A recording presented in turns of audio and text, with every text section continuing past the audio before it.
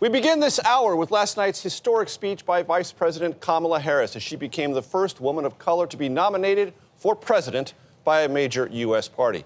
Harris used her remarks to put out her biography, of course, and explain some of her vision for the next part of America's history, while also, of course, criticizing the policies of her opponent, former President Trump. He doesn't actually fight for the middle class. Instead, he fights for himself and his billionaire friends. And he will give them another round of tax breaks that will add up to $5 trillion to the national debt. Very happy to say this. Tony Dokoupil joins us yet again from Chicago. Tony, our CBS News Confirmed team, which I spend a fair amount of time with, fact-checked that claim and some others in the vice president's speech. What did they find?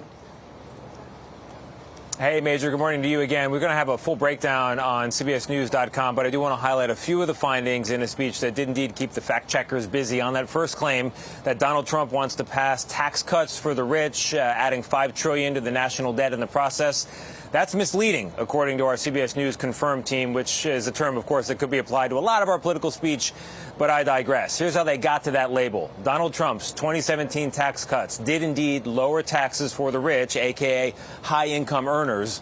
But here's the thing. It also lowered taxes for most households. So in the short term, most people, not only the rich, would benefit from these tax cuts being extended.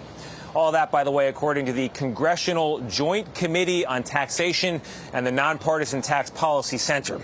Now, Kamala Harris's claim about the national debt going up, she was right about that, although it increased by $4.6 trillion, not $5 trillion. She rounded up by a couple $100 billion.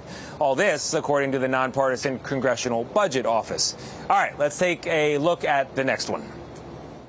All the while, he intends to enact what in effect is a national sales tax, call it a Trump tax, that would raise prices on middle-class families by almost $4,000 a year. So here's what's happening here. Donald Trump supports tariffs on foreign goods, and Kamala Harris says that those tariffs would end up costing American families. She calls them a tax. So is it a tax? Well, that's a partially true claim, according to our CBS News Confirmed team. And here's the context they provide. Economists tell us that consumers would feel this tariff because the cost would be passed on and the prices would definitely spike for normal household goods. But Harris's numbers are off. That 10% tariff combined with a 60% tariff on Chinese imports will cost about $1,800 per household in 2025. Significant, yes, but not $4,000. All this according to the Nonpartisan Tax Policy Center. So, Vlad, to play off a quote from James Madison, if men were angels and always honest, no fact checkers would be necessary. But for now, I'm happy to say we've got our CBS News Confirmed team. Yeah, they've been burning the midnight oil all this week, Tony, and it's incredibly important because people will hear these speeches from these politicians, and then they'll go around and they'll say to their friends and their family, hey, here's what they said, and here's what I believe. Fact-checking is incredibly important. Tony, my brother, thank you very much.